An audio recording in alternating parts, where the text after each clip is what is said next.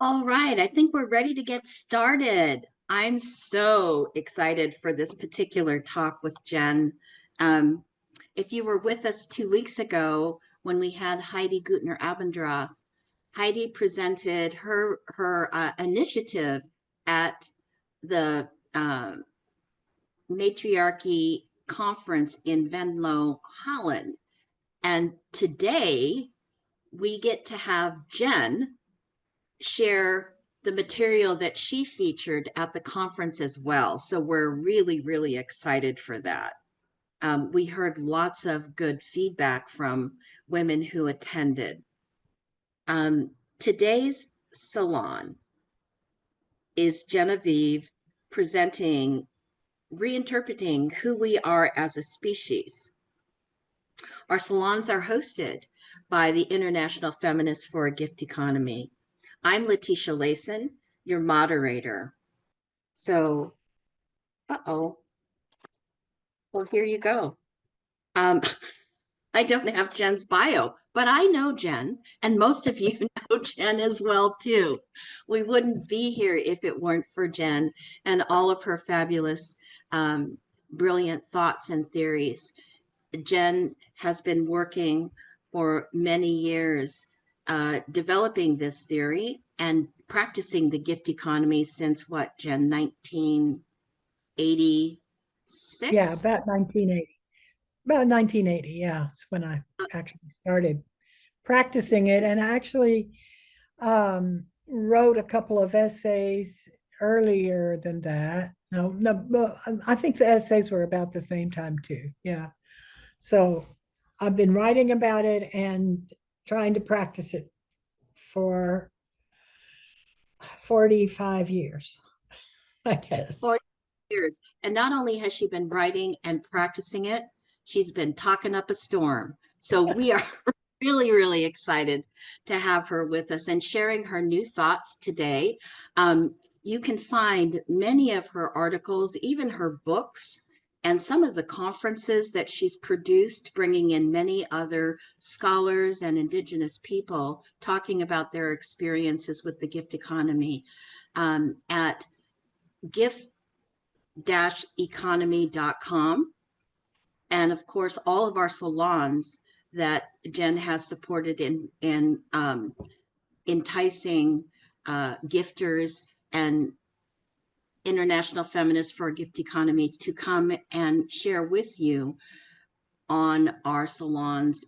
They're all recorded at maternalgifteconomymovement.org. So without further ado, Jen, welcome.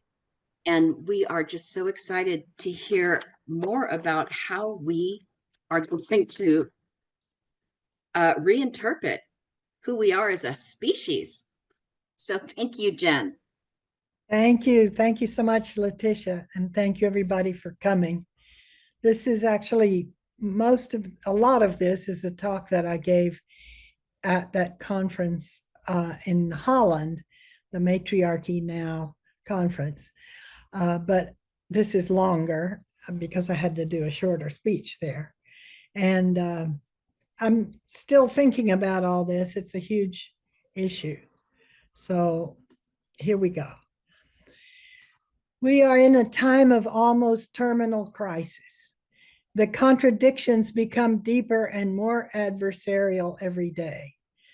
This can lead us to destroy the planet in the short term through nuclear war, in the longer term through environmental devastation, and in the midterm by social insanity and a widespread perversion of human values, such that the strong feel justified in massacring the weak, backed by oligarchies, safely pulling economic and military strings from elsewhere.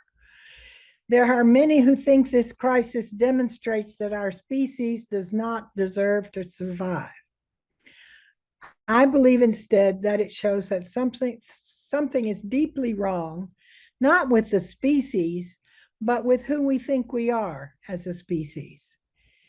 In fact, we think we are Homo sapiens sapiens, the knowing beings who know that they know. This is not true. We do not actually know who we are, and we don't know that we don't know. Patriarchy, now merged with capitalism, has blinded us to the fact that we are all, women and men, members of a maternal species. Lacking this common understanding, we are interpreting the world and acting in ways that are contrary to our real shared species identity, which continues to be formed by an underlying biological and cultural blueprint or template that is established through the model of unilateral maternal care in our earliest days. The consequence of the lack of such unilateral care is the death of the child, with the evolutionary consequence that all the surviving members of the human species have had unilateral receiving and giving as their first interactive model. Thus, we begin life as Homo recipiens and donans, similar giving and receiving being. And our basic cognitive and communicative structures are established by our experience at that time. These structures last throughout life and make it possible for us to perform the mothering of vulnerable infants ourselves in our turn when we are adults. In evolutionary terms, our capacity for unilateral giving and receiving provides the basis for the survival of the unfittest, our very vulnerable children, while the usual concept of evolution, developed by Darwin, emphasizes the competitive survival of the fittest, the winners of the battle to survive, a more patriarchal and individualistic approach that is said to have been inspired by the competition among capitalist enterprises of Darwin's day. Thus, as a species-specific capacity, human mothering of our very vulnerable human children is the potential basis of a worldwide social structure that would be congruent with the other-oriented maternal logic and its evolutionary success. At present, however, bilateral exchange, quid pro quo, which is the principle of the market, logically contradicts and overrides unilateral giving and receiving at every turn. The spread and dominance of capitalism displaces gifting into a separate realm and an inferior dependent position, where the gifts of the many are made to nurture the market. That is, the gifts of free, unwaged work outside the market, of the domestic sphere, of surplus labor time of the proletariat inside the market, and of low-cost natural resources, and of the still remaining free gifts of nature like air and sunlight. All these flow together into the profit of capitalist gift takers. They are called by different names: housework, exploited work, cheap products, but to the capitalist, they are free gifts. Even money he or she has made, gifts of profit that by his or her ingenuity and effort, she or he has given to him or herself. The language of the market does not acknowledge unilateral gifting, and this constructed blind spot keeps the still existing maternal systemic presence subjugated, inaccessible, and unknown. Let's go back to the pre-market, pre-patriarchal time of every child's life, even in capitalism. This is the time before children understand quid pro quo exchange, an understanding that only begins around age 3 and develops over childhood into adolescence. The interpersonal neuropsychology of infancy now shows how basic interactive structures in the brain are established epigenetically by the child's experience after birth, and they are sculpted as she grows older by the massive cell death of neurons in potential pathways that are not actually stimulated by the child's experience. From this, I understand that children's repeated experiences of having needs and receiving appropriate satisfaction of their needs by their mothers are sculpted into the actual neural pathways and form the basic pattern of their human interaction.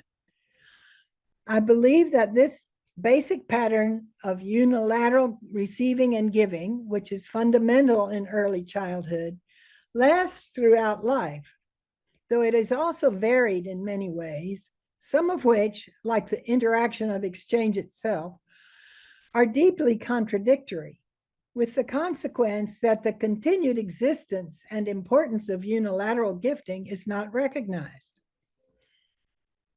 The pattern of the gift is very simple. A gives to B and B receives from A.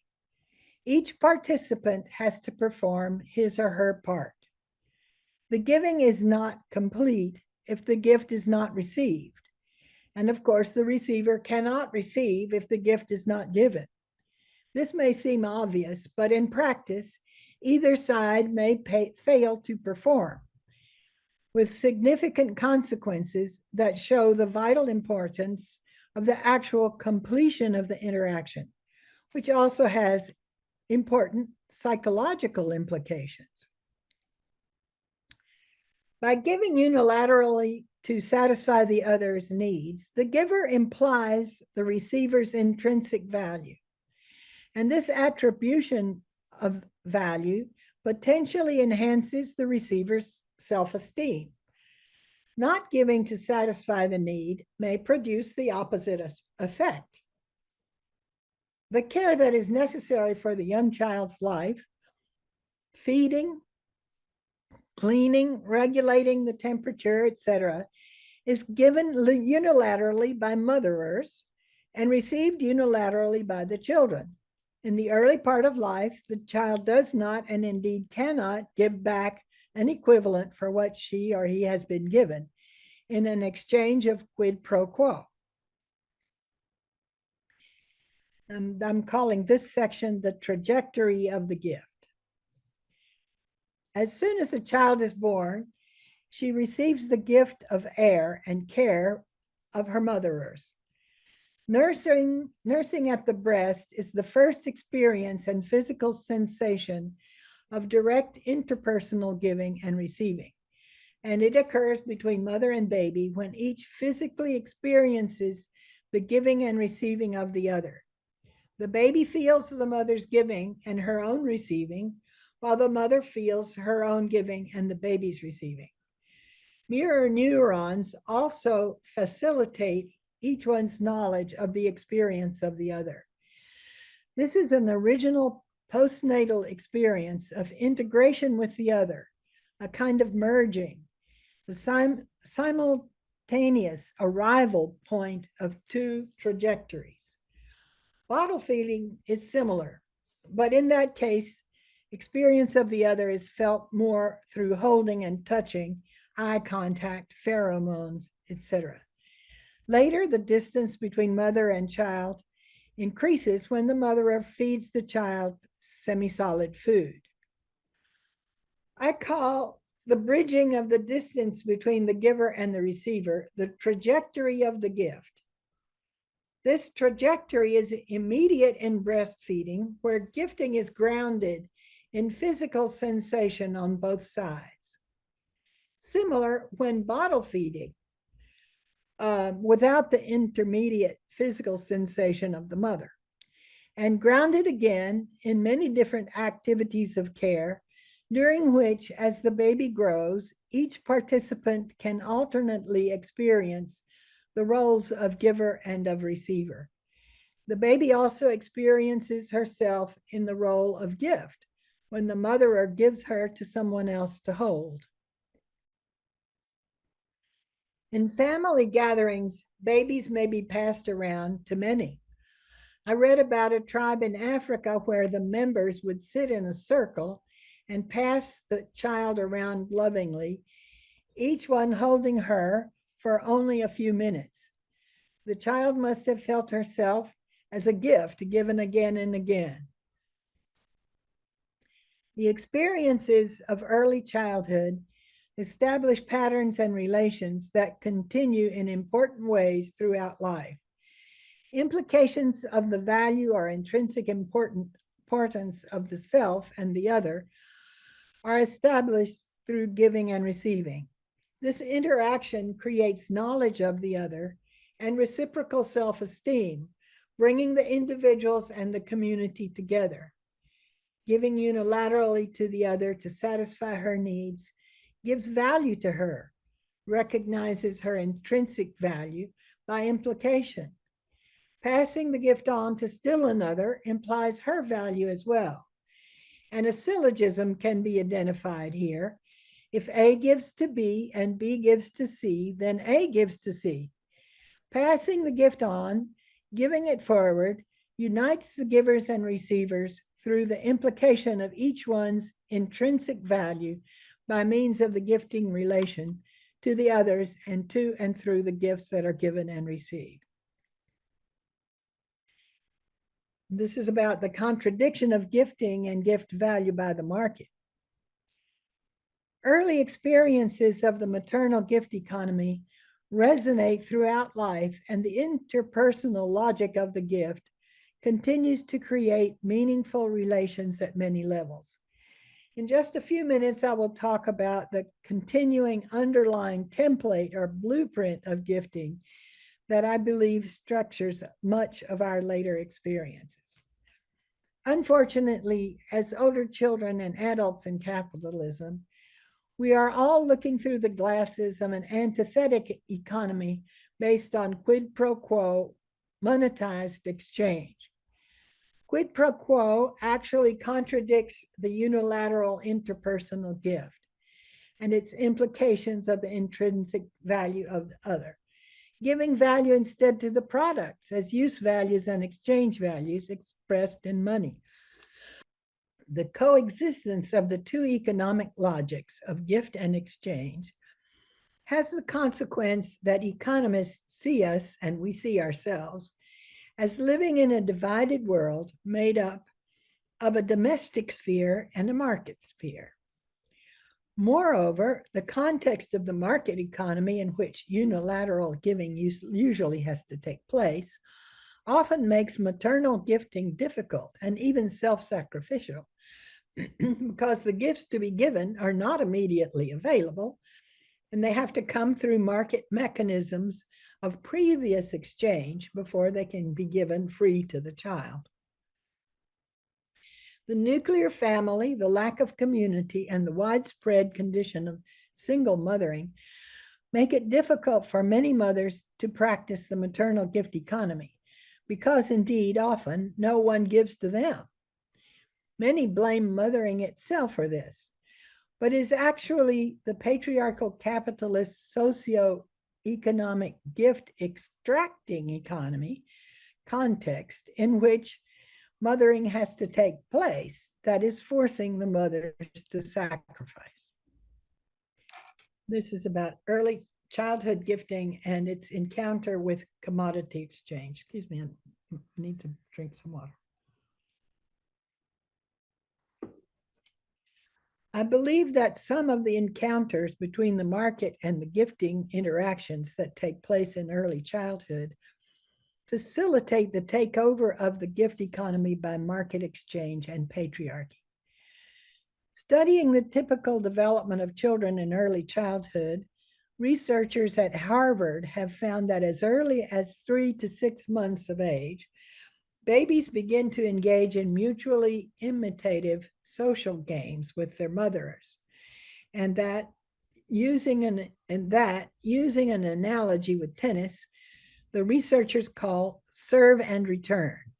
These games, which are facilitated by mirror neurons, provide the infants with a way of understanding the other by responding to and at least partially repeating what the other is doing.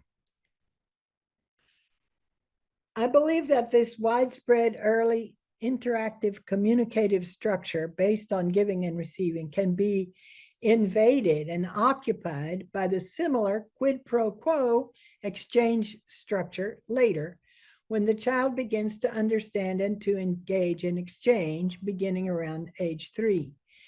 This makes exchange seem natural and allows economists and philosophers, if they think about it at all, to project the market backwards into infancy, so that it may seem that there is no maternal gift economy and even no communication that is not transactional, quid pro quo.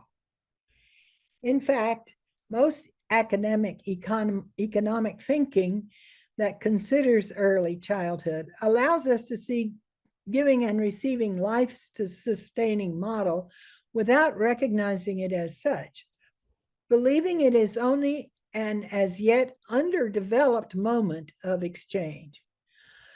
My contention is that the maternal gift economy is not only different from exchange, but that it establishes basic human relations that continue throughout our lives, even when they are later overshadowed, co-opted, contradicted, and colonized at almost every turn by quid pro quo exchange-based relations.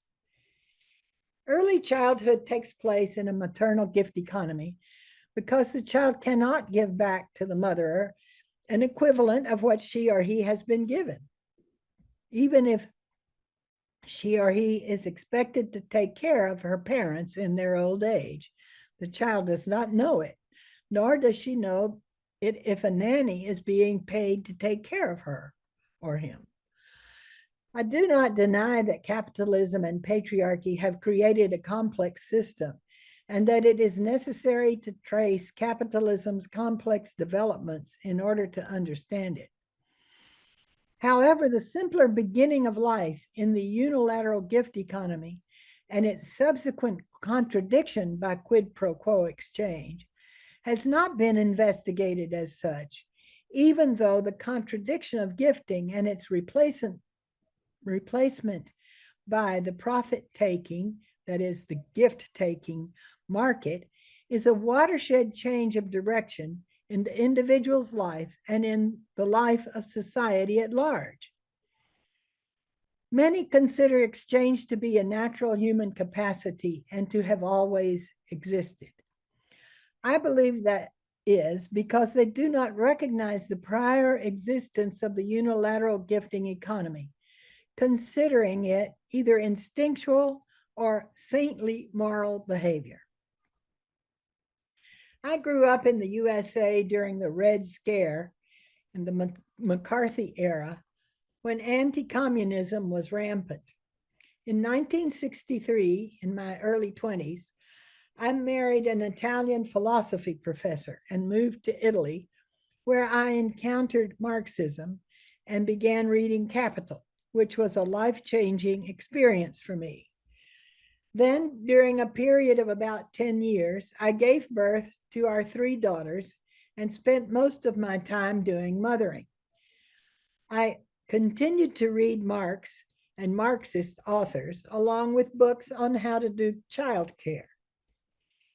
In the 70s, when I encountered the Italian feminist movement and learned about the approach of partire da sé, starting from ourselves, it became clear to me that Marx had left out my experience as a mother and my children's experience as babies and young children. Even my philosopher husband said that what I was doing every day was not work, it was activity. In fact, Marx's discussion of economics already begins with exchange, with the product seen as use value and exchange value, without any analysis of the maternal gift economy of childhood and the implications of what I am calling gift value, the intrinsic value of the receiver, which is implied and attributed by the givers satisfying the receiver's need unilaterally. From the point of view of the maternal economy, Exchange and the market are stage two, in a contradiction with an invisibilized gifting stage that precedes exchange in every human life. This overtaking of a stage one gift economy by a stage two exchange economy is not a one-time historical happening in the individual life or in society. It is ongoing, structural, the way the market functions and the way economists see the market. In fact, the market is second both historically and in individual life. It diametrically contradicts the maternal gift economy, and infused by patriarchy, subjugates it, its principles and its gifts. This can be seen historically in the European invasion of the indigenous Americas, as well as colonialism everywhere, that has created situations in which subjugated countries, continents, and hemispheres now give unilaterally to patriarchal capitalist countries, international markets, and financial enterprises. This is about the maternal gift economy and the coming of patriarchy and exchange. The economy of mostly female motherers, and infants is not quid pro quo. Rather, it attributes intrinsic value to the receiver by satisfying her needs directly. Among adults, it also attributes value to the community by satisfying group needs. The giver, too, has value as a supporter of life. Though pathologies can occur, the model of the motherer, unilateral recognizer of and appropriate responder to the needs of the child, even if imperfect, is available for the assimilation and imitation not only by all children, but also by all the mature members of the community.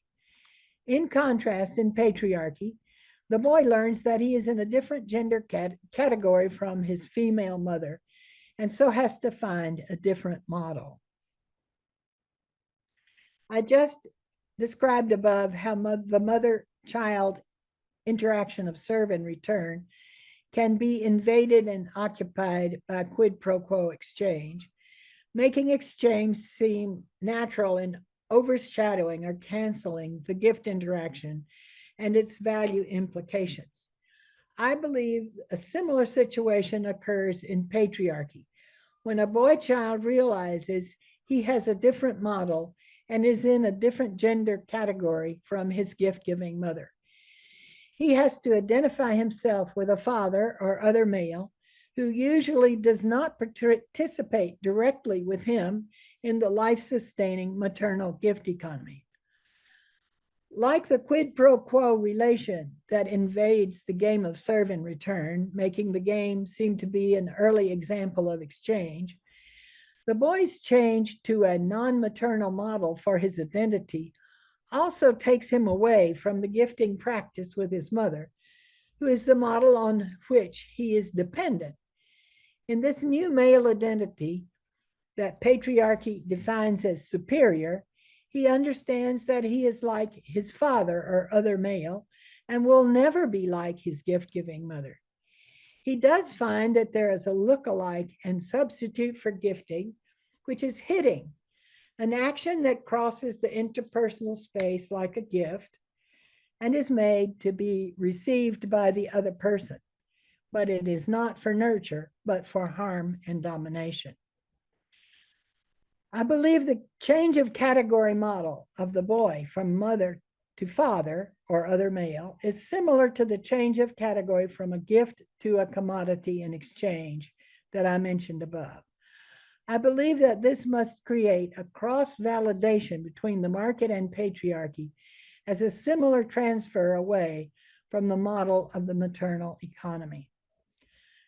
I mentioned above how the serve and return game is invaded by exchange and assimilated to the exchange interaction model.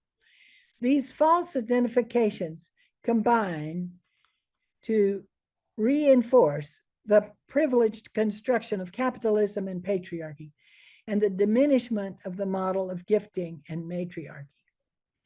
The similar but mistaken changes of category happen both at the individual level and the level of society, seeming to validate exchange over gifting and males over females, privileging males as more appropriate market actors than females.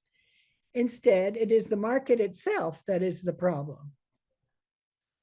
We could look for the seeming contrast between gift and exchange also in the bigger picture, nationally, in the contrast between welfare state and oligarchy, and internationally in the contrasting policies of foreign aid versus investment, both of which appear to be more gifting than the control of other nations by war. However, all of these policies are based in exchange and are gift taking at different levels, as is being revealed by speakers and activists from the exploited groups. In fact, the different levels of gift taking create a kind of self-similar fractal construction that may inform intersectionality. The model of the motherer, unilateral recognizer of and appropriate responder to the needs of the child, is available for assimilation and imitation by every child who survives infancy, though pathologies of behavior can occur when this model is distorted or incomplete. Unfortunately, there can be cases of pathological cruelty towards children by parents, older children, paid caregivers, dysfunctional orphanages, and even governments that slaughter enemy children by bombs and starvation, as is happening now in Israel's genocide of Gaza. The statistics were 50,000 children killed even before Israel's recent bombing and starvation policies after it broke the ceasefire. By not allowing mothering to take place and the gift mode to be established in children's lives, the Israelis, backed by the Americans, are destroying the gift web of life, mutilating future generations of Palestinians. Many psychological studies are done on pathological or incomplete mothering and its effects on children and adults in later life. If this war is the consequence of the Nazis' genocide of the Jews, what will be the consequence of Israel's and the USA's genocide of Palestinians? Rendering mothers impotent to give unilaterally to nurture the lives of their children risks producing a model of depravity for the next generations. It changes our species being by eliminating the gift relation and gratuitously giving death. I think of psychotherapist Hungarian Jew Gabor Mate, whose mother gave him away to a woman on the street to save him from the pogroms. She gave him life twice, the second time by giving him to another motherer. Understanding that gift to him of someone else's maternal giving, Mate has become a great giver of psychological understanding and counsel. In this second part of my talk now that I'm about to do, I want to describe what I consider the template of the gift in order to show the continuance of the gift logic and experience as a basic human mode of understanding and engaging with the world. Because in capitalism, the maternal gift economy is underground and our attention is directed not only onto the market, but onto the market of ideas, of a philosophy that has excluded maternal thinking for centuries, we do not recognize the gift template that undergirds our thinking, and we interpret the world in neutral, giftless ways in terms of bodily life experiences that are to some degree removed from gifting, but still maintain its patterns. An example of this would be throwing and catching a ball, but there are many others, some of which I will mention later. My hypothesis is that the patterns of giving and receiving established in early childhood are reused in pan-human adult capacities like language or ball throwing, but seem to be sui generis because we don't recognize the maternal gift economy as their origin. The experiences of early childhood establish cognitive patterns and relations that continue in important ways throughout life. Implications of the value, the intrinsic importance of the other, are established through giving and receiving that create reciprocal self-esteem and bring the community together. If we make the effort to recognize the gift economy in the experience of the child and the mother, we can recognize it in the underlying human schema, our common template or blueprint or cognitive wiring, but also in the other free, unpaid aspects of the economy: surplus value, unwaged work, low-cost products. We rightly call these cases exploitation, but they also have a positive aspect for the exploiters or receivers who get the work, the products, and their value free or partly free as something that to them is a gift. One part of society is nurturing, gifting to the other, and this increases the capitalist receiver's self-esteem. Economists study the economy as market exchange, and they exclude the prior necessarily free maternal economy, so their analysis is always skewed. They start with step 2 instead of step 1, gifting, which is the step that is necessary for the survival of the species. First, by bringing up children, but which continues in all the unpaid gift work that permeates and sustains the market. There are many feminist economists now who do study gift work as care work, but their aim is usually to give it a monetary value and bring it into the exchange economy. My alternative is to start the economy and economics over again, basing it on unilateral maternal gifting and eventually phasing out the market, and instating a society that recognizes that we, both men and women, are a maternal species. Bilateral exchange, quid pro quo, giving only in order to receive an equivalent or superior value, is the logical contradiction of unilateral giving and receiving.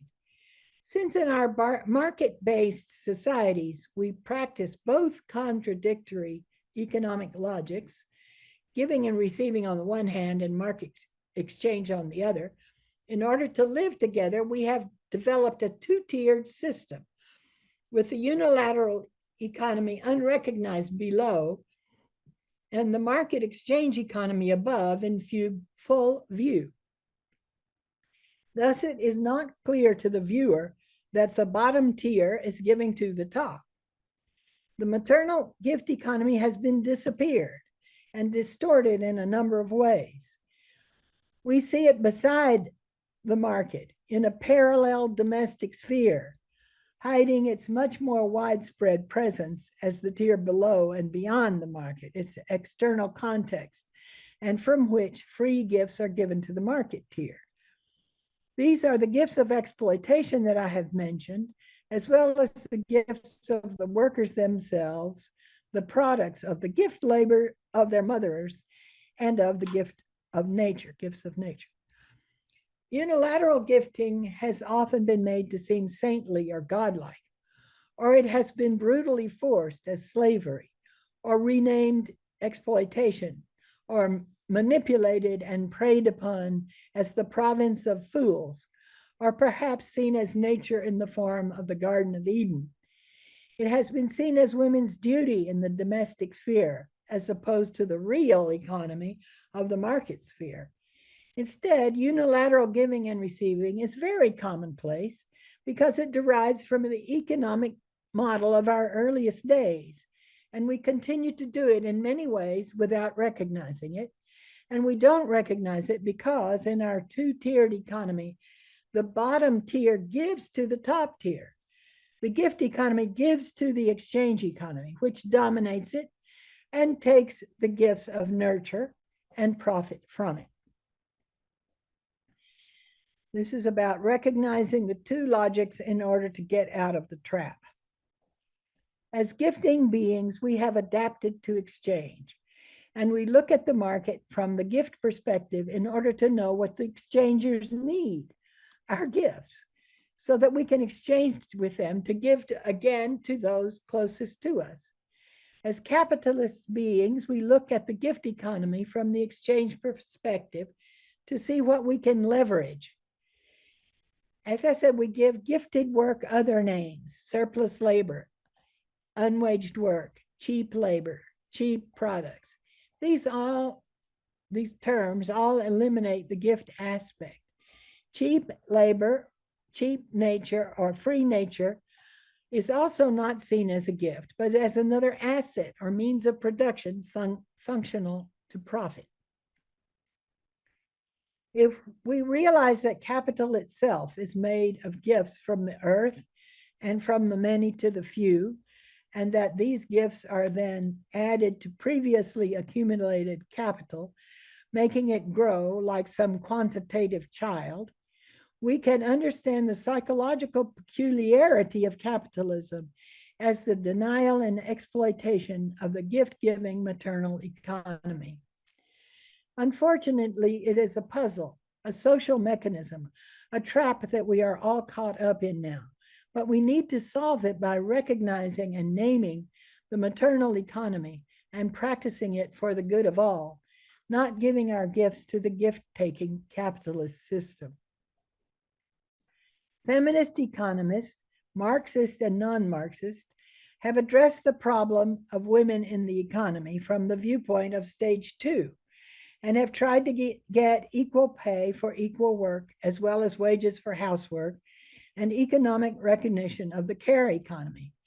They, or shall I say we, though I am not actually an economist, do not usually stand far outside enough beyond the market paradigm to recognize the maternal gift economy, because however well-intentioned and radical any of us may be, economists are usually employed in what some call the academic military industrial complex, and have to participate competently in a patriarchal intellectual tradition that for centuries has excluded the point of view of the maternal gift economy, or has captured it in ethical or religious and symbolic categories.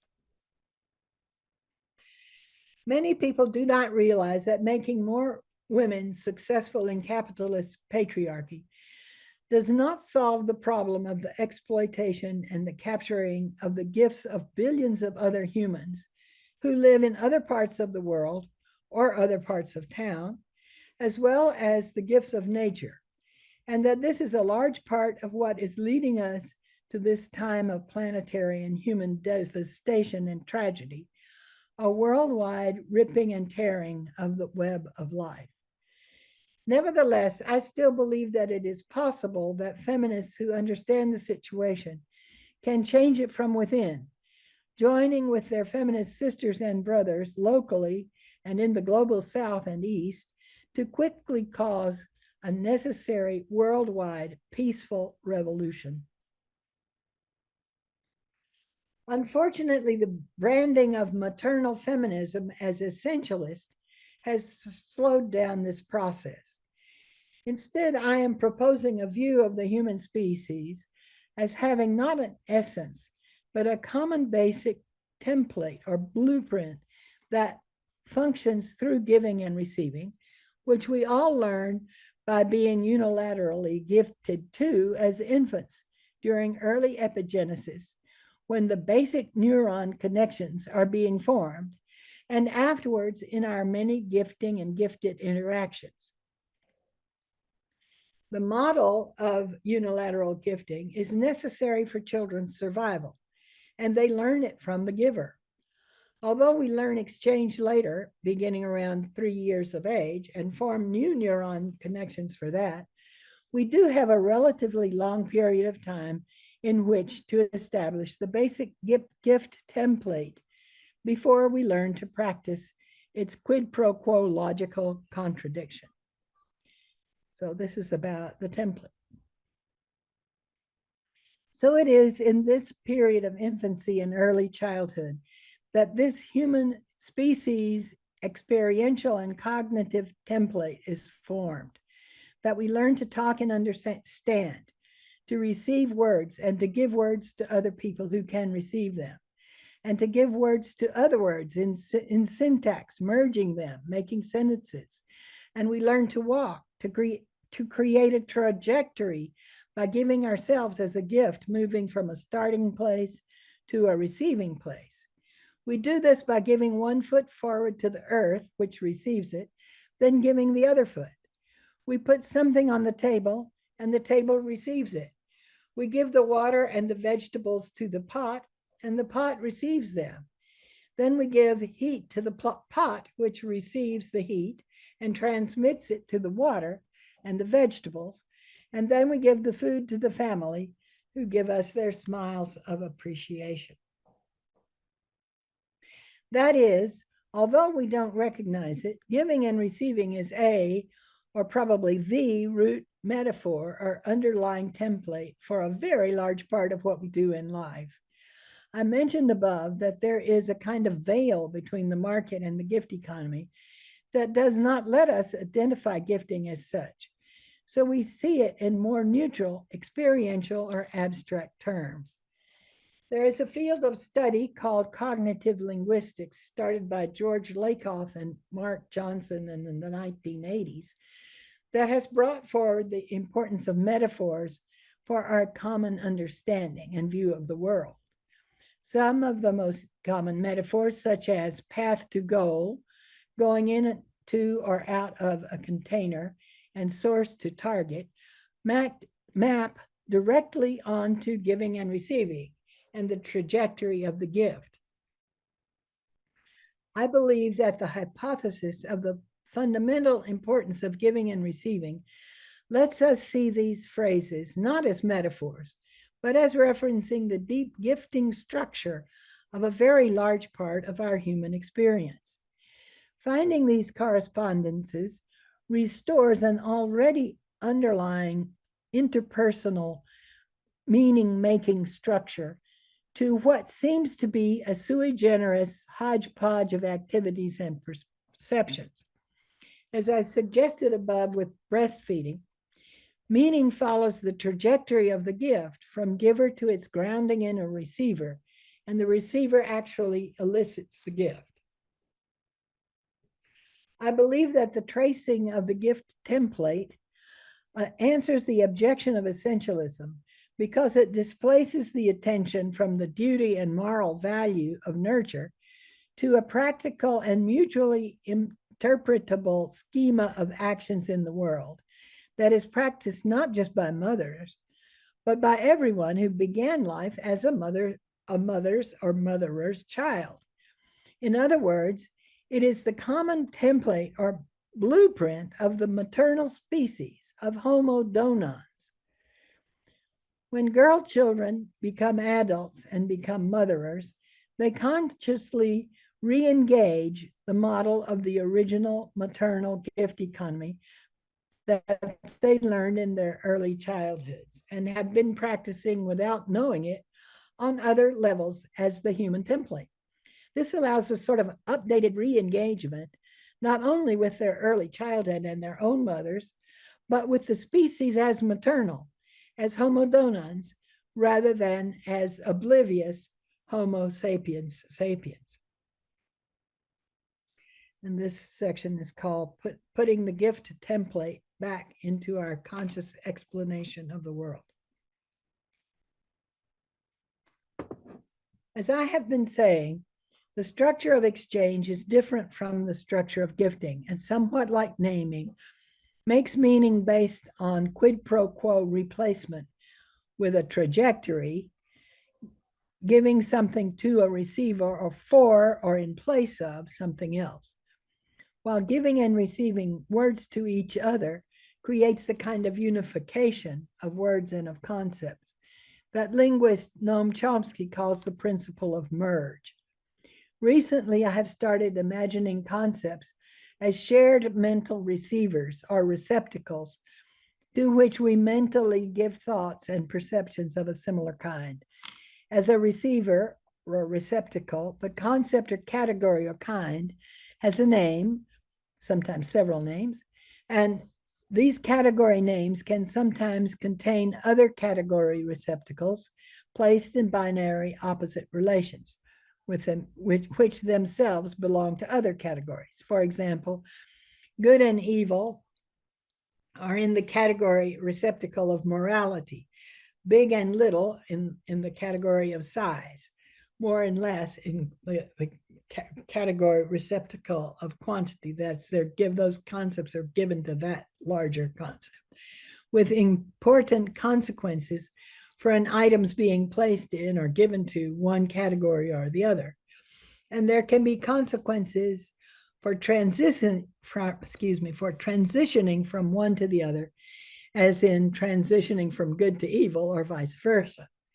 Ethics or morality is the category, the mental receptacle, that receives the concepts of good and evil, etc. Recognizing the mental, maternal, unilateral giving, receiving, or origin and structure of concepts would have important consequences for our concept of thinking itself, as well as for the importance or value we attribute and give to mothering, and thus also to the people who do the mothering. This opens the way to an investigation of thinking as based on gifting, giving our attention to something, perhaps merging that attention with attention to something else, and creating a trajectory towards something else again, toward a receptacle or conceptacle where it is grounded, received at least for the moment, provisionally or finally accepted as permanently associated and located there. Revealing the gift template in many different aspects of human life and seeing it in nature as well, the earth receives the sunlight through plant photosynthesis, for example, removes the idea of nurture as essence and replaces it with an objective social and natural process, a repeatable template that is learned by children through the experience of receiving and giving in early epigenesis, because the alternative to experiencing it is the death of the individual child. Thus, it is evolution, natural selection, not metaphysics, that has provided our species with this common experiential template. In capitalism, gift economies seem to be primitive. That is because they are based on the maternal model. Prima means before, and gifting does come before, at the beginning of every life. It also comes before the market, historically and in terms of so-called civilization. The gift economies of indigenous matriarchal people are primitive, that is, they come before, and positive developments of the maternal gift economy that thrived before their logical contradiction by the market took over. Thus, they can be desperately needed models for us in these years of traumatic, patriarchal, capitalist end times. Thus, the title of this talk, Reinterpreting Who We Are as a Species. Many people think that mankind is doomed because of its genocidal aggressiveness and its greed and destruction of Mother Earth. But we are not Homo sapiens, and we have to modestly realize it and act accordingly. What to do now? We need to make the gift hypothesis and start trying to see, normalize, and validate gifting everywhere it exists. Free gifts can have a very positive effect on the receivers because they are the foundation of early life and really of life itself. Recognizing them is empowering to ourselves as givers and receivers, and empowering to the gift paradigm. These are some gifts that are not seen as such usually. Recognizing the gifts of nature is also empowering to us as givers and receivers, because we can realize that we are not alien beings, but beings who are of a light like kind and in symphony with the planet. Our bodies are giving and receiving organisms. Breathing in is receiving the gift of oxygen, and breathing out is giving the gift of oxygen, of CO2, to the plants that produce the oxygen by photosynthesis, which itself is a way of receiving and incorporating the gift of free sunlight. Our hearts beat to carry our blood to nurture the cells and to bring back the blood to our lungs to receive oxygen again. Life is really just a process of creating new receivers and ways of receiving the unilateral gift of sunlight, using the materials of the earth and the results of previous giving and receiving. We must also identify and question exchange. Children begin to understand exchange around the age 3, but they usually do not understand the way the market functions until adolescence. When exchange takes over for individuals in adolescence or for countries through colonization, the gift is denied or postponed, and the transfer of the product is made conditional on an equal return. This causes a change in purpose from gift giving to gift taking. Suspending the gift's implication of the intrinsic value of the receiver, replacing it with an abstract use value and exchange value of the product, and making market exchange the necessary connection for life, is turning us into Homo economicus, sapiens sapiens, who abstractly takes as many gifts as possible in order to prevail over others and occupy the top tier of the two-tier market construction. This devolved species takes from and exploits the original and still underlying maternal species of the bottom tier that gives unilaterally and creates community. And it is the market with its dominance and displacement of giving that does not let us recognize the unilateral giving for survival of others by the large part of the 8.5 human beings on earth, or acknowledge nature as giver and see the multitude of gifts of the innumerable microorganisms, plants, insects, aquatic and land animals, and birds that have evolved to be and to give and receive each other's gifts. A suggestion. My suggestion of a solution to the crisis we are experiencing is to begin to make the hypothesis of the existence of the maternal gift economy and to find ways of making it visible and validating it. We can also recognize it when we are practicing it ourselves and know that it has been there all along. We have just not been naming it because we have been looking through the glasses of the exchange paradigm.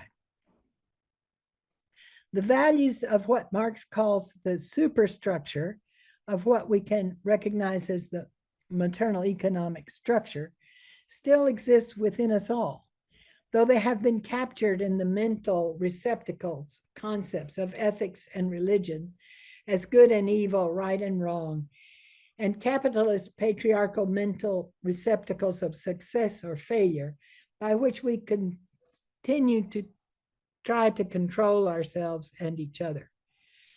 We do this because our underlying maternal giving and receiving economy is hidden even from ourselves, discounted and exploited, with the consequence that we cannot access the kind of validation we would have if we knew that our original and other-oriented gifting is our species-specific behavior. Mothering has been relegated to the background of history, but it is brought to light again, reborn with every child. Although it has been exploited, sanctified, misunderstood, ignored, traumatized, and blamed, it still holds the key to who we are and what we must do as a species, now at this time when patriarchal and capitalism are destroying the gift-giving planet. All humans already have the template of the maternal economy within us. We can access it to know what to do, what gifts we can give, and when. There are many experiments with gifting in alternative communities and eco-villages, but they are not consciously connected with mothering. The well-intentioned, even heroic women and men who are practicing the gift in these alternative ways need to see the maternal root of what they are already doing and transition towards the matriarchal models that are already there and revealed in Heide Gutner Abendroth's work and in the movement of the matriarchy now. Recognizing the unilateral maternal gift economy as providing the basic templates of human life allows us to understand quid pro quo market exchange and its parasitic capitalist developments as the source of our aberrant values and behavior. This can lead us out of the end of the world situation to which patriarchy and capitalism have brought us, and lead us home to a matriarchal future of peace and abundance for all. The end, or the beginning. Thank you so much, Jen. Yes, let's hope that this is a beginning for many. That was a wonderful presentation. You went into great detail, and we'll actually put a link to Heidi's Salon where you referenced matriarchy now so that people can take a look at that also. So okay. We can also put this longer version up on the website too. Wonderful. Are you going to offer that your paper to be put up on the website with the recording? Sure. Yeah. Great. That's excellent. Okay, good. Are you ready for questions? Guess so. All right, let's start with Liliana. Liliana, do you have a question for Jen? Let's just Yes. jump right in. Yes, this is a question from Mayana Kenjury. Okay, she says, what are your thoughts about our evolution as a species? I have experienced a change in my energy that reveals as the next species of Homo spiritus, the human with spirit. Others have called the new species Homo luminus or Homo universalis. Will there be several species as we evolve? I can repeat the question. No, it's okay. Well, I think the gift economy and creating a maternal species-based society, a gift economy society, liberating ourselves from patriarchy and capitalism, would create a new, happier human being, much more permeated by what we call spirituality and community as well, and a much better, happier species. That is, I mean, the species wouldn't change; it would just heal, be healed from patriarchal capitalism and the wrong ideas that we've had for all this time. And so I don't see it being a different species. I think it's the same species, but liberated. That's my opinion. Thanks, Jen. Okay. Judith, do you have a question for us? Several times you used the word motherer, and you gave a definition of it, but I wonder if you could talk a little bit further. And I think most people on this Zoom probably already understand, but could you tell us more about exactly what you mean by motherer? And I think anybody can actually do the mothering work. I mean, men can do it too. They're not going to breastfeed, but they can do everything else. And that taking the responsibility of the child and responding directly to the child's needs without exchange makes them a motherer. But we have lots of children can be mothers. Some children, the older sisters usually, or even brothers, can take care of children because their mothers can't, the female mothers can't do it all. And then there's the saying, it takes a community to raise a child, it takes a village to raise a child. So there's a mothering aspect also of a village. There can be that. If it's not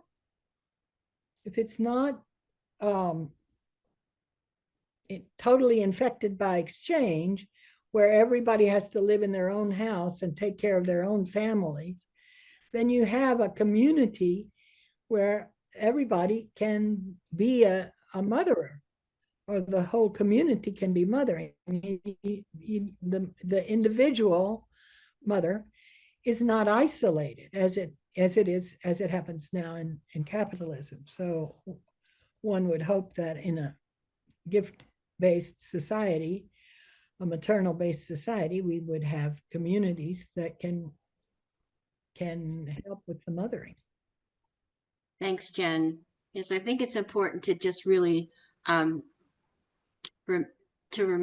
remember and remind ourselves, when you're thinking from inside the maternal gift economy or inside of matriarchy, that the word that we would, mothering, makes sense more than just parenting, because the original unit, as you said in the beginning of your talk, is the mother and child, and everything that's done to actually support that child then would be from that reference point of all the elements necessary that a mother does, which would be the caring, all of those things. And those qualities and skills are learned by the entire village, so that anyone could do mothering, because that's what we learn to do.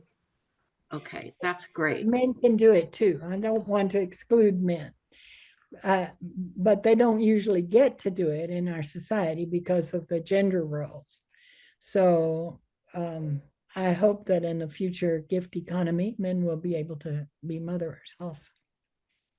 In fact, the whole society will be mothering.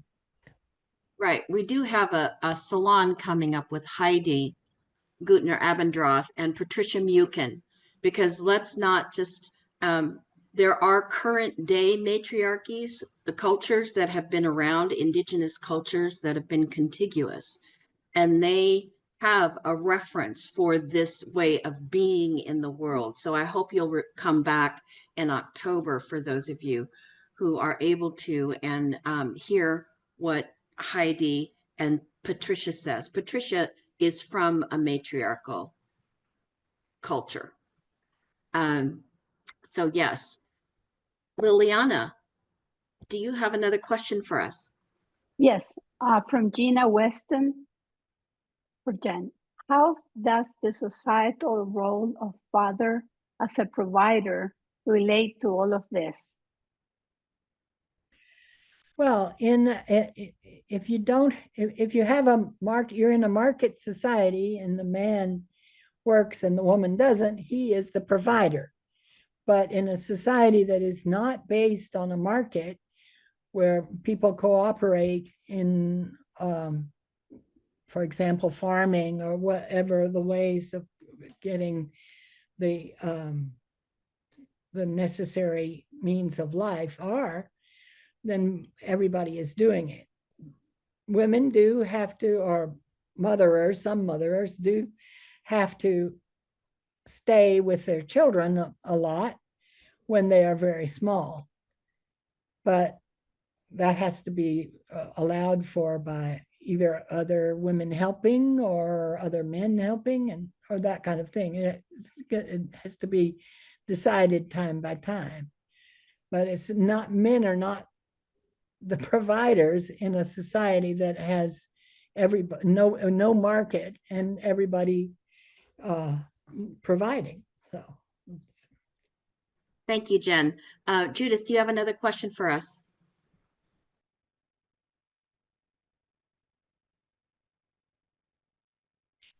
Oh, I mean, Judith, yeah. You mentioned George Lakoff and the concept of metaphor and how that fits into mothering. And I wonder if you could expand on that a little bit more. well, I just use the idea of metaphor to make it clear to people who are more familiar with metaphor than they are with the underlying template.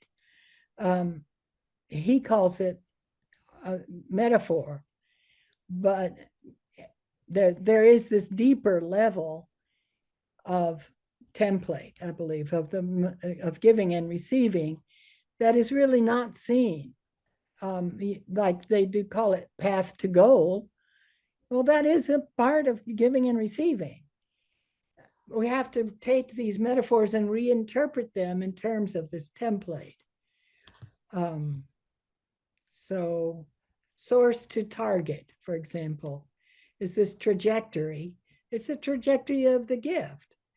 So what I'm trying to do is realize, first of all, realize that people are talking about gifting, but they're not seeing the gift aspect of it. They don't see the gift that's underlying the expression that's said in other terms.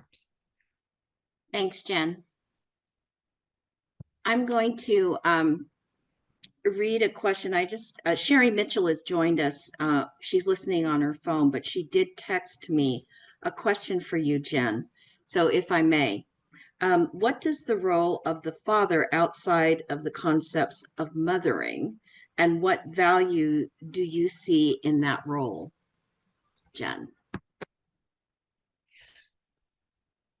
I think that the father is a mother too. In a society that is based on gifting, the gender of, as far as I can see, the gender is different. Gender is not so binary as it is in our society, and the aspect of paternity does not have to do with violence or, like I was saying, hitting instead of gifting. But there are, in different societies, there are different, you call it mansions, different ways of doing things, different tasks that are allocated to different people, and that depends on the society.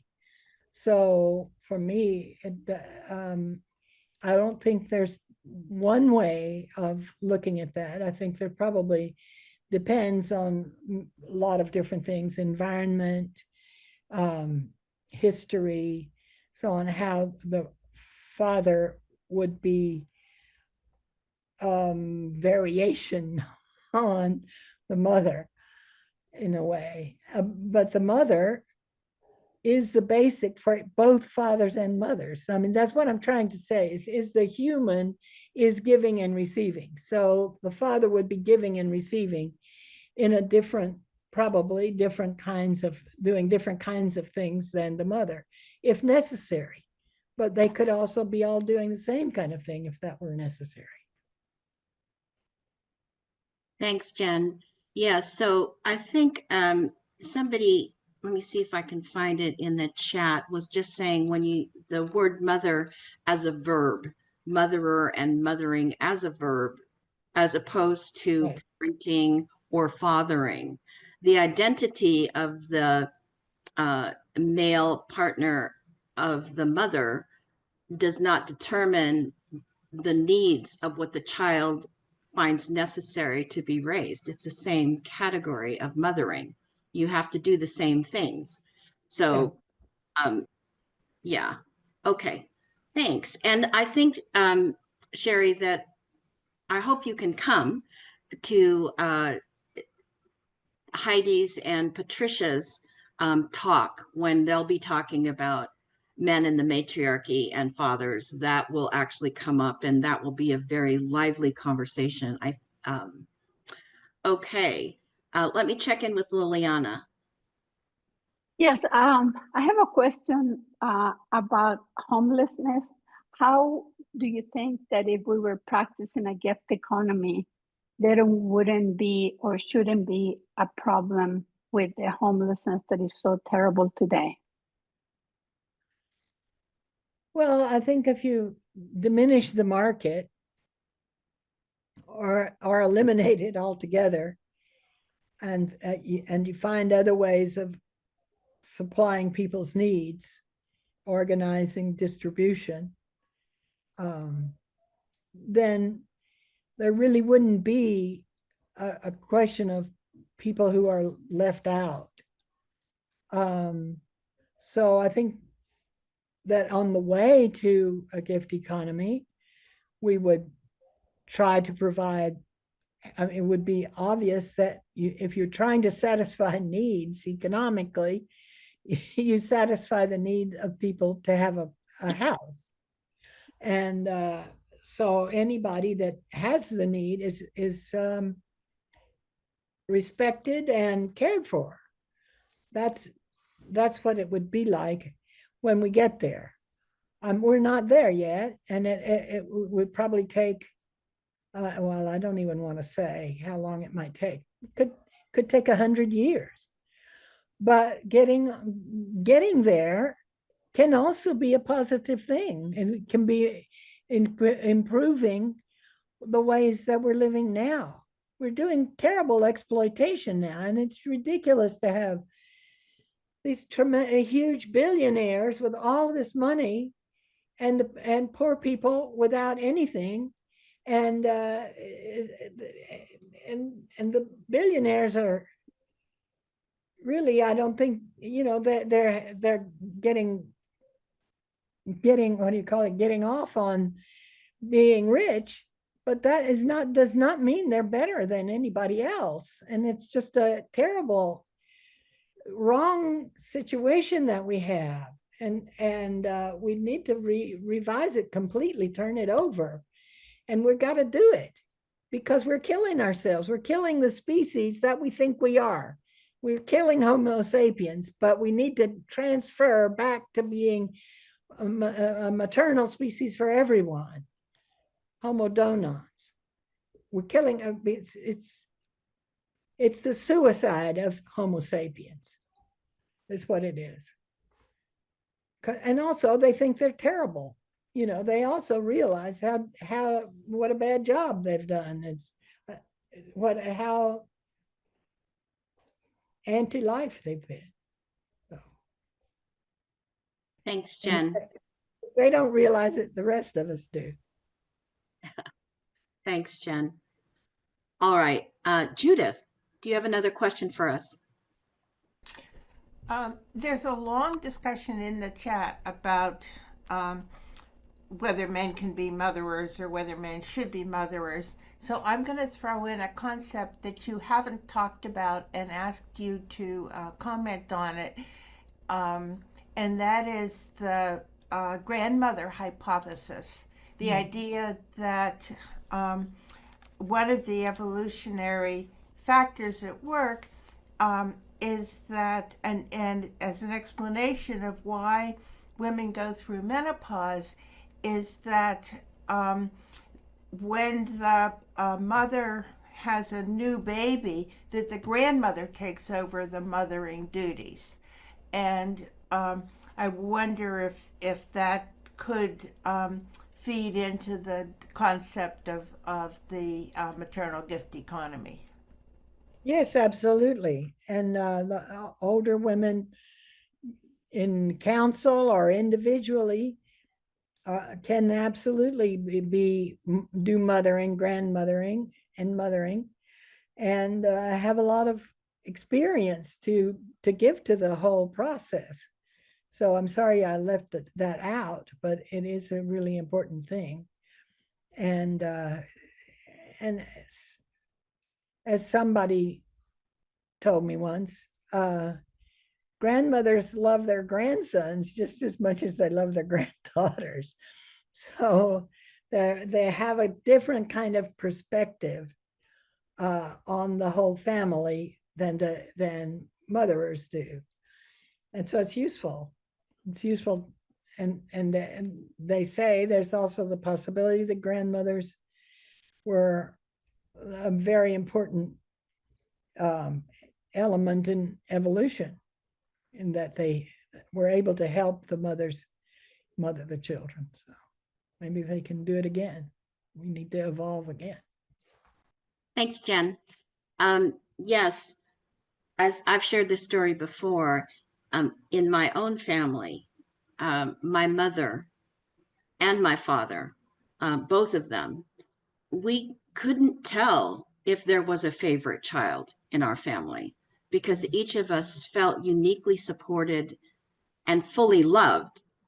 And we were all very different children. Um, None of us actually followed in the footsteps of anybody else. We were encouraged to be exactly who we came to be in the world.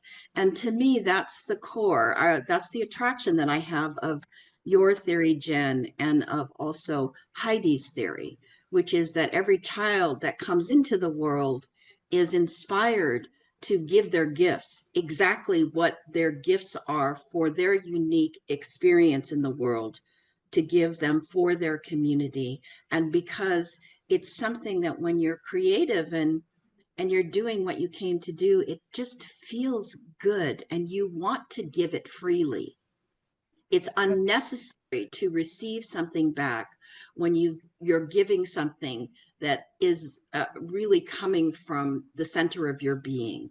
It's just given freely. So kudos to my parents and to my siblings who didn't try to make each other and me to be like them. So thank you for that. And um, I wouldn't have had words to be able to describe my experience, Jen, without having read and listened to how you describe your idea of the maternal gift economy. For many of us who are raised in non-English speaking families, the English words aren't there for us to describe how we experienced life in our early days, mostly because they're nonverbal, really. So we don't have words. Right. So thank you for your wonderful presentation. And let me see if Liliana has another question for us. Yeah, I have a question that relates the matriarchal societies with the gift economy. Kimberly Creel says, 2 questions: men caring for children, question mark. And then she says, matriarchal societies would object. And I just read this because I don't think, for all that we've learned through Heidi, that this is correct. Well, matriarchal societies usually have the mother's brother is the caregiver of the children. Not as much as the mother, perhaps, but is like that. Not the father. It's not the father that is the caregiver. It's the mother's brother. So within the family structure, that man is a motherer. Although maybe, I'm not sure. I don't know if he does actually, do the intimate child care of babies. Well, I can speak from inside my family, Okay. which is, we would have, and these are not blood relatives because my parents came to the United States as individuals.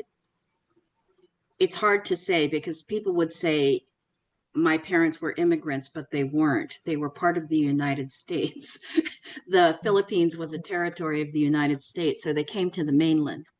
And we would come together in every Sunday with other family groups. There might be 30 children there. The men and the women cared for the children, as well as the young boys and the young girls. It was not gender identified that one did more than the other. it depended on what you were doing at the moment you were doing it. So for example, if you're actually working outside on a spit, um, cooking roasting a pig, you're not going to stop if a baby's crying. There's 30 other people, there's 40 other people who can care for the child. So it's not really determined only the girls take care of the children. Oftentimes it was my cousins and my brothers who would want to attend to the babies because they love children. And so the idea is everyone cares for the children. We do what's needed. Again, which goes back to why I really appreciate the gift economy, because we're addressing the need. And the need is not defined by gender. The need is defined by what is essential right now in this moment. Very good. Okay, so Judith, do you have another question for us? I wonder if you can talk a little bit more about the concepts of good and evil and right and wrong being put into the receptacles of morality and how that works.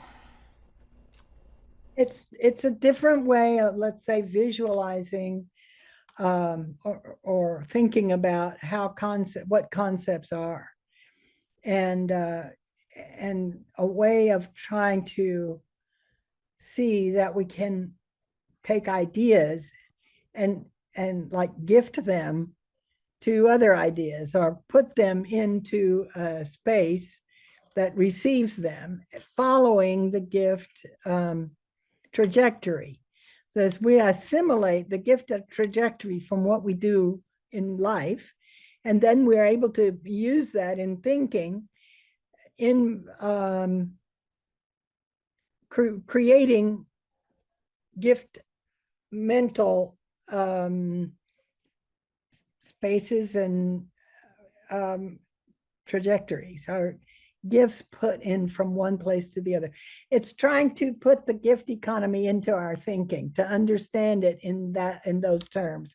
It's my own experiment that I started like a month or two ago, and I haven't completely finished, but I do think it's very interesting, because it shows that you can actually take gifting and put it as a structure into so many different places that you'd never even think that it would go, and it does, and it opens up new ways of looking at those spaces. So what does it mean if our thinking is actually patterned through gifting? I mean, it's a whole different way of looking at thinking. It's not the kind of abstraction that we see in most of the ways we define thinking. So I invite everybody to try to apply this gift template to everything there that comes up to them to think about, and see if you and write to me and say, or we'll put it on the website, right, about how you do that, because it hasn't been done. I mean, it's something that is right there underneath. It's in this bottom layer of society that has exchange above and gifting below, and it needs to be done. So yeah, please do it if you can, and let me know. Thanks, Jen. I'm going to just read a question. Gabriella Stoffel had to leave, but she asked, will you let us know, this sort of is a tag on to what you just shared. Will you let us know how you practice, after your foundation, of course. So how are you practicing now? And how could we practice giving? Now, I know you've been asked this a lot. Homo donans, after raising your children, and also as a non-motherer. So, well, you see the needs and you try to satisfy them. You don't blind yourself to the needs that are there. according to your capacity. So how do I do it? I mainly the gift I'm trying to give is the gift of the idea of the gift economy, of the maternal gift economy. So I'm trying to do that all the time in all the things I do. And I'm happy to have other people that are helping me do that, because it's not something you can do by yourself, and not something that you should do by yourself. But it's to create a paradigm shift, and that's what I'm trying to do. And I have done things along the way to both practice it as I could, and continue to think about it and try to think it through. So I don't know if that's enough to explain it, or you want something else. No, I think that's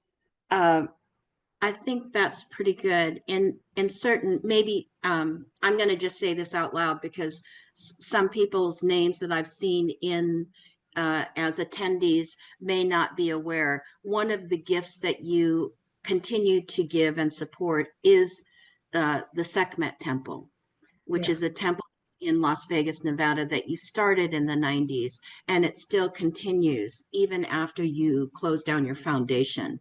So sometimes money can be a gift. We can give money, we can give time, and definitely Jen, when Jen says that she gives the gift of language, she literally travels around the world and presents on her own dime to be able to continue to further the understanding and to literally spread the word around the world. So she will be in Brighton, UK in October if you want to see her live, but which she'll be speaking at what is considered the largest radical feminist gathering in Europe.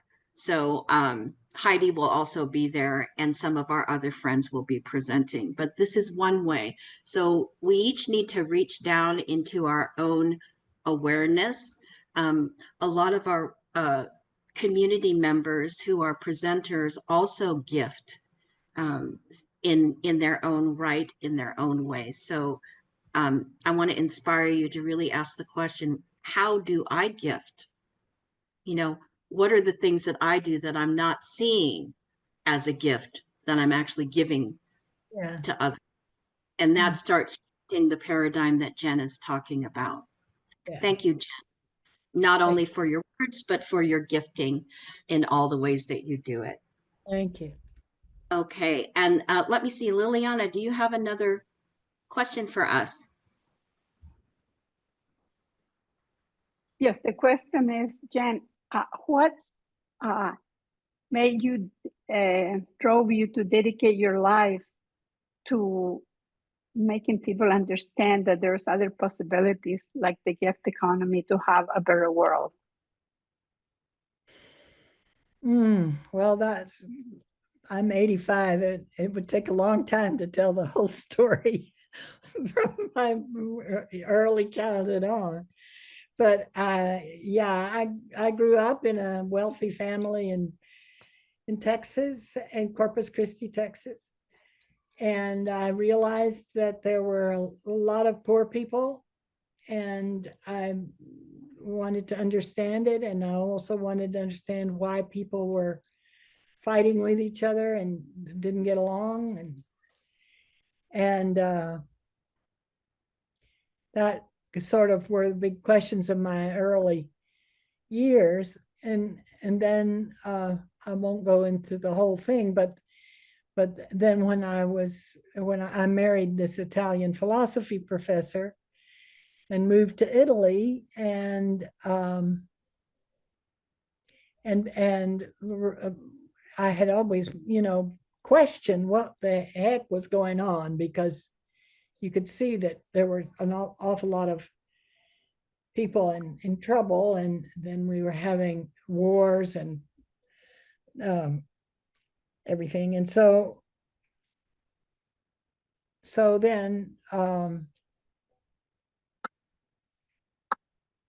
Well, then I became a Marxist. I guess that was the thing. I had always in college. I had always been asking why things were the way they were, and I went in my when after recent soon after I got married, I went with my husband to this meeting that he was having with some other men that were professors, and they were going to start this Marxist magazine.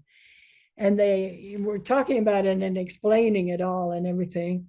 And I had a big illumination, and felt like I could understand everything. And so that happened. And so that's why I started reading Marx. And I really mostly concentrated on the first book of Capital, because that's where it explains exchange. And as I said in my talk, he did not, and the economists don't make the connection between early childhood and the gifting in early childhood and the market. So it's these two different spheres, they call it. And yet what happens is the market exploits the gift economy that lasts into our older time. So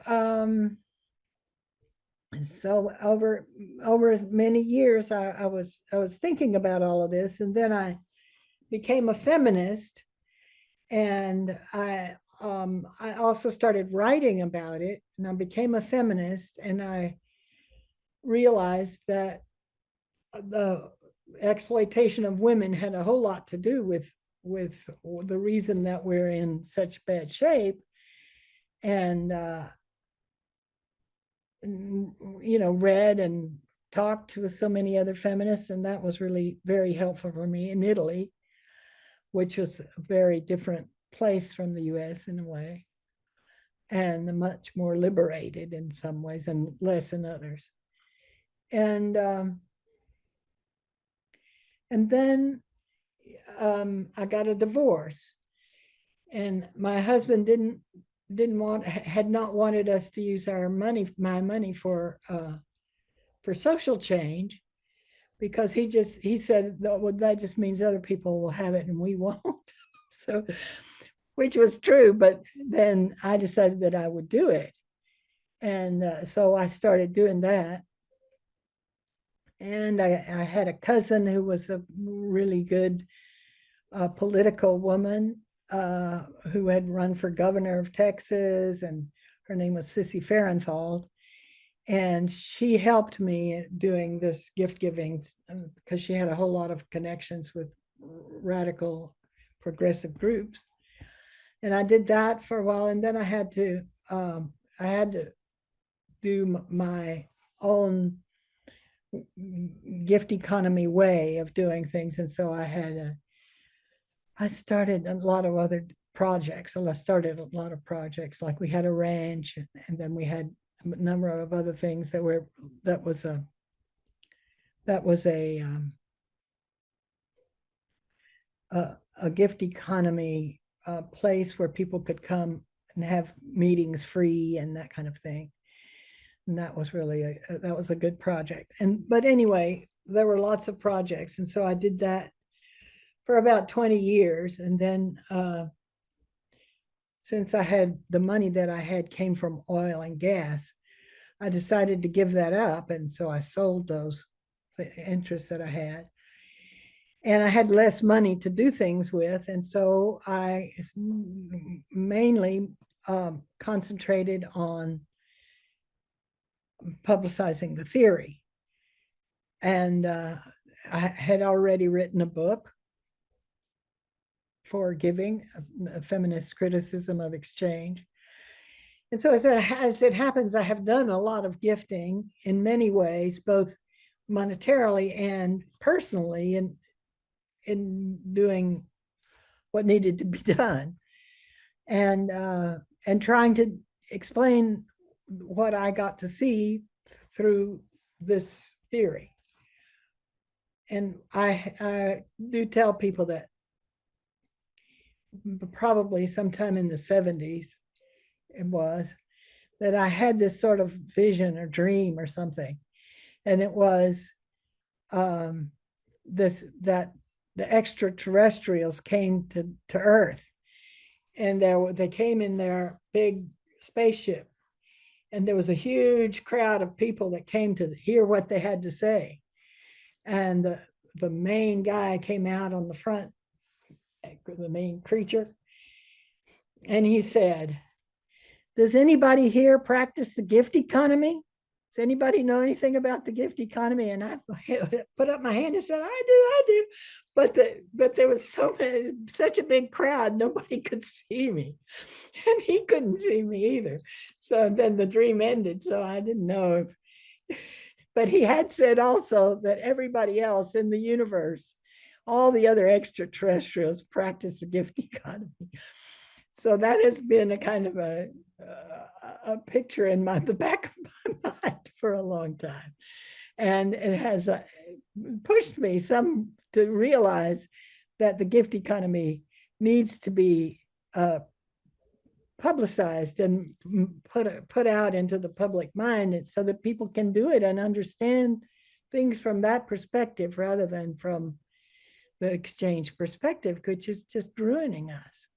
Anyway, that's my story. And I don't think I've ever heard you tell that story before, Jen. I absolutely love it. But it is so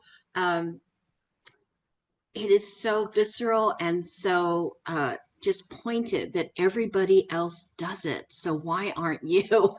It's just, Yeah. it's so great. I'm making a note of this, so I come back and listen to that part of this talk. There are so many questions. This always happens to us fast and furious towards the end, that there's a ton of questions that come in. But I wanted to make sure that this one got answered. Dylan is asking, what are the terms you use instead of sapien to describe giving and receiving homo donans? Well, I'm sorry, I should have said.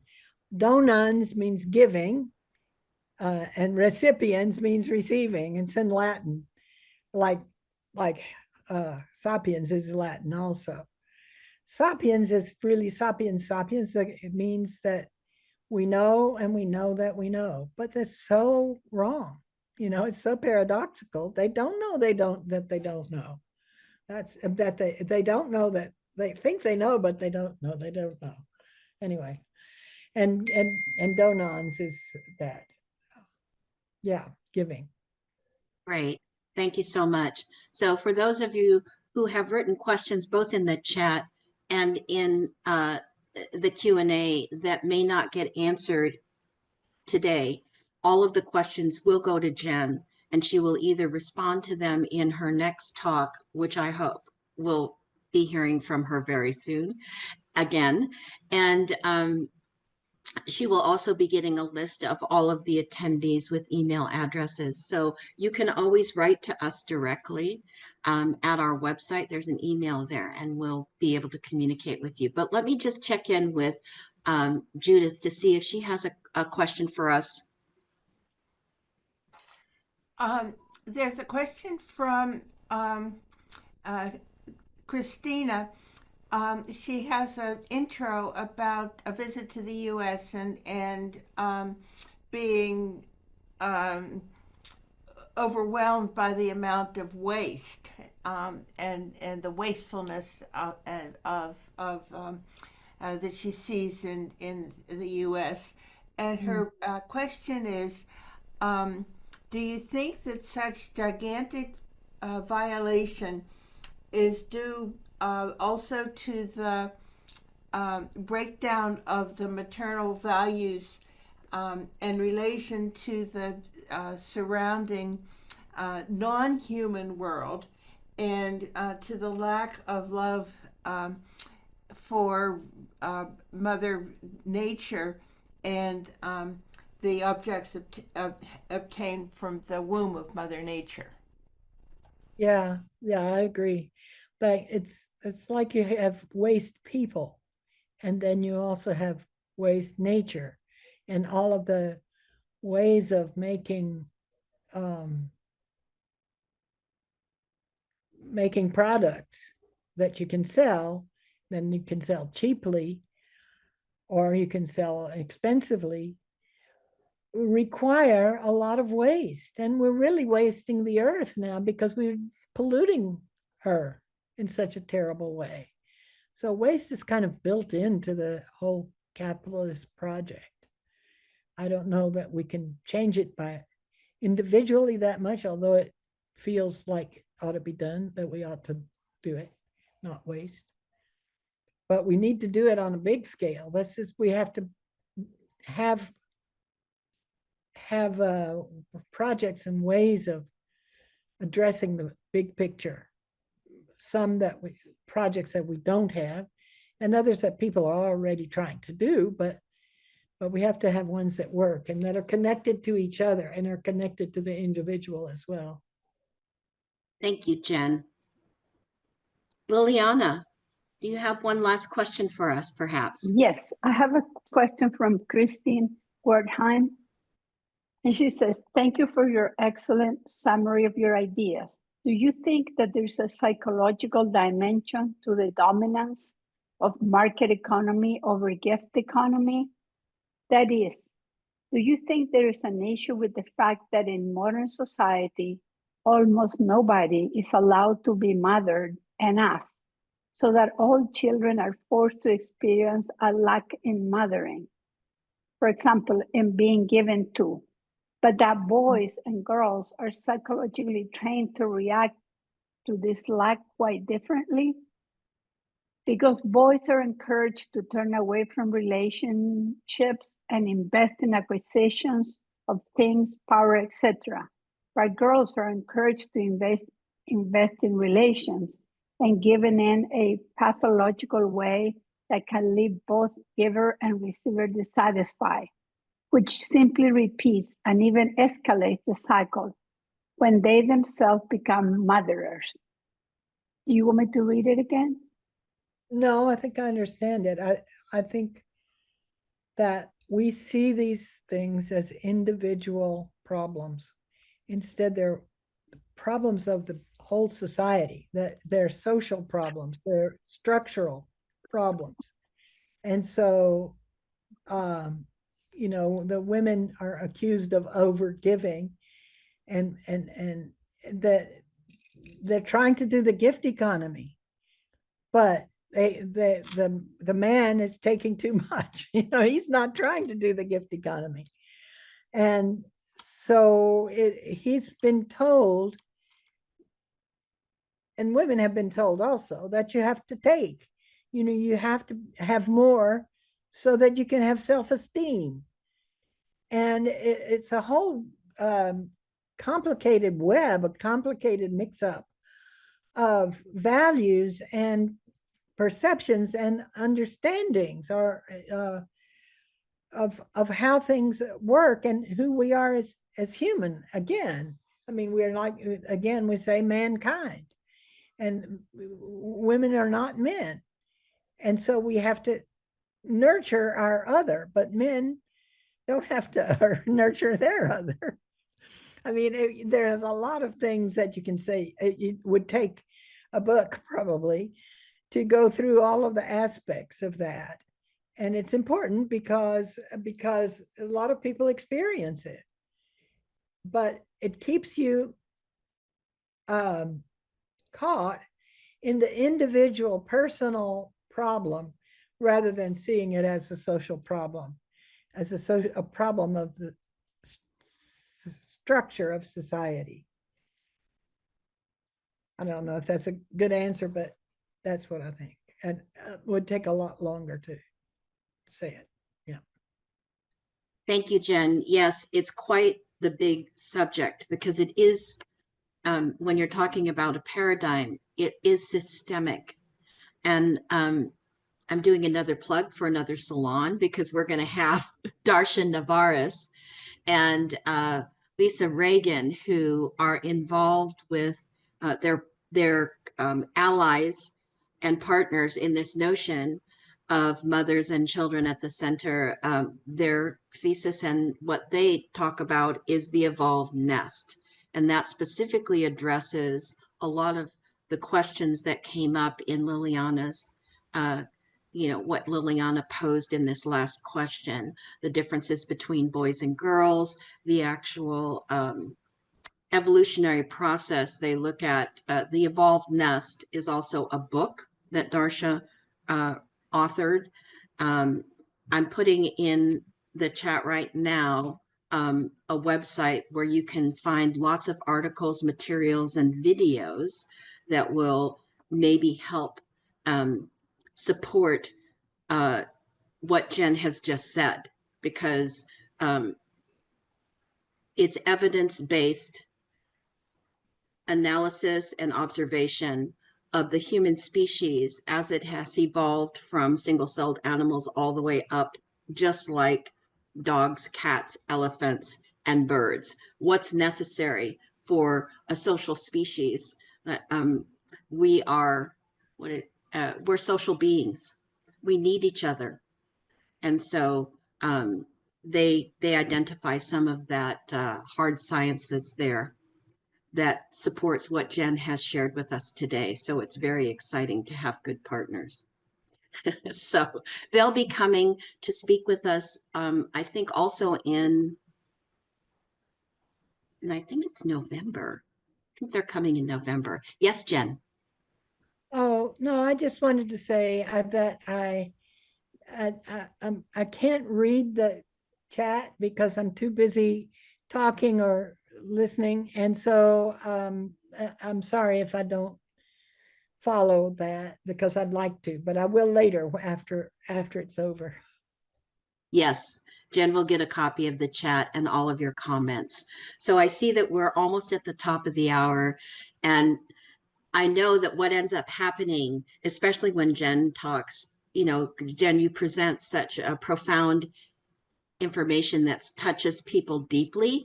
And as we get started with the questions, there are more questions that come from the questions. So this always seems to be a pattern. It's a good thing because it's reflecting the fact that people who are here are looking for solutions. So I want to thank you for presenting this material to us today and your current thoughts. I want to also thank Diane and Lisa, who we don't see it usually here, but Diane did pop out, and thank both of you, Lisa and Diane, for working on making sure that we could get those captions now in multiple languages. And that's just going to be so helpful for our international community.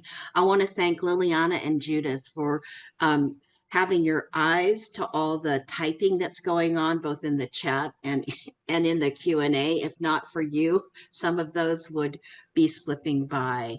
And I want to thank all of you for taking the time out of your Saturday and for doing something that's important for you. In this time that we're living, it's very, very easy to become distracted and forget that you need to do things for yourself so that you become a better person, so that you can have better solutions. And what we provide here in our salons, we hope, inspire you to make better decisions, to see the world differently, and actually begin to live the gift. So thank you, everyone, for joining us. We look forward to seeing you in 2 weeks. Please, if you haven't already, sign up at our website, maternalgifteconomymovement.org, so you can be notified when the information is available for that. And we'll look forward to seeing you again very soon. Everyone, take really good care of yourself, and we'll see you. Thanks, Jen. Bye, Bye, everybody. everyone. Thank you.